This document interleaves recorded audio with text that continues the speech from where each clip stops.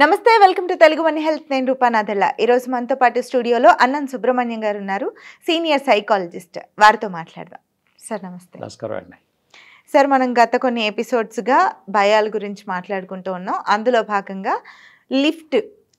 Closed లిఫ్ట్లు ఉంటాయి కొన్ని అలాంటి లిఫ్ట్లు ఎక్కడానికి చాలా మందికి భయం ఎక్కరు ఎంత ఎడ్యుకేటెడ్ అయినా ఎంత యంగ్స్టర్స్ అయినా భయపడతారు ఫస్ట్ అదొక రకం క్లోజ్డ్ రూమ్ అయినా క్లోజ్డ్ లిఫ్ట్ అయినా ఒక చీకటి గదిలో ఉండాలన్నా ఈ భయాలు ఈ ఫోబియాలు దేనివల్ల కలుగుతాయి అసలు? ఓకే, ఇది చాలా ఇంపార్టెంట్ అండి. ఎందుకంటే మీరు అన్నట్టుగా చాలామంది సఫర్ అవుతున్నారు.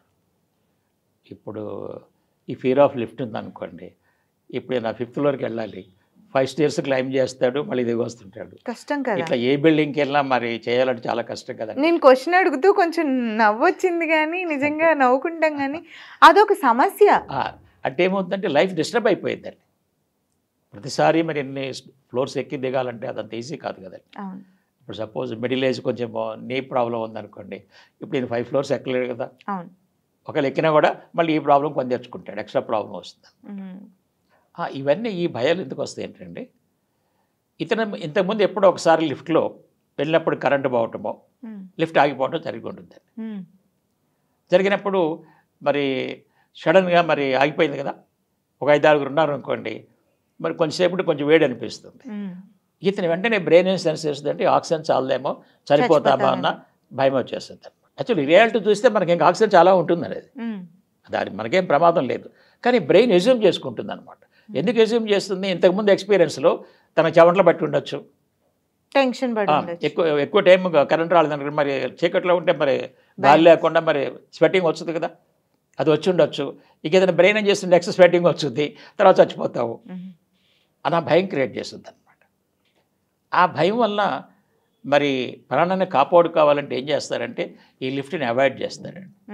అలాంటి వాళ్ళ కౌన్సిలింగ్ ద్వారా మనము ఈ భయం నుంచి బయటకు తీసుకురావచ్చు, వాళ్ళకి నేర్పుతాం అనమాట. ఓకే, అసలు లిఫ్ట్లో ఎటువంటి ప్రమాదాలు జరిగే అవకాశం ఉంది, ఫ్యాక్ట్స్ ఏంటి.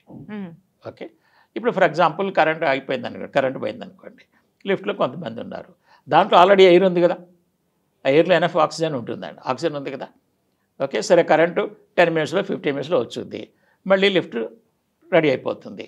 లేదనుకోండి, ఆల్రెడీ అక్కడ అటెండర్స్ ఉంటారు, వాళ్ళు ఈ కరెంటు పోయినప్పుడు వాళ్ళు వచ్చేసి ఒక కీ చేత దాన్ని ఓపెన్ చేస్తారండి. ఓపెన్ చేస్తే మళ్ళీ గాలి వస్తుంది, వాళ్ళు దీన్ని బట్టి స్టూల్ అయితే వేస్తారు, దానిలోంచి దిగి రావచ్చు. అంటే ప్రాణానికి మాత్రం ప్రమాదం ఉండదండి. ఈ ప్రాణానికి ప్రమాదం ఉండదు అన్న ఆలోచన ఎక్కించాలండి. ఓకే, అంటే దీనికి ఆల్టర్నేటివ్ సొల్యూషన్స్ ఉన్నాయి. ఇప్పుడు కొత్త రకం మన క్లోజ్ లిఫ్ట్లో కూడా పవర్ పోయిందనుకోండి, ఏదో ఒక ఫ్లోర్కి వచ్చి ఆగిపోతుంది అనమాట. అది పెద్ద ప్రమాదం, దాంట్లో ప్రమాదాలు ఓపెన్ అయిపోయింది, ప్రాబ్లం లేదు. ఈ ఓపెన్ కాని వాటిల్లోనే ఈ భయాలు ఎక్కువ వస్తుంటాయి. సరే, ఇప్పుడు మీరు లిఫ్ట్లో ఏదన్నా ప్రమాదం జరిగితే వచ్చే భయం గురించి చెప్పారు. అసలు ఏ ప్రమాదానికి గురి కాకుండా కూడా భయపడిపోతారు చాలామంది. అదేమవుతుందంటే ఇప్పుడు వీళ్ళు న్యూస్ పేపర్స్, తర్వాత టీవీలు, ఎలక్ట్రానిక్ మీడియాలో చూస్తుంటారు కదా, చూసినప్పుడు భయం, మెసేజ్ వచ్చింది అనమాట, ఓ పలానా వ్యక్తి లిఫ్ట్లోకి వెళ్తే లిఫ్ట్ పాడైపోయి తను చనిపోయాడు అని వచ్చిందనమాట. అది రికార్డు ఉంటుందన్నమాట. ఆ లిఫ్ట్ చూడగానే బ్రెయిన్ దాన్ని మ్యాచింగ్ చేసేసి దీన్ని యాక్టివేట్ చేస్తుందండి.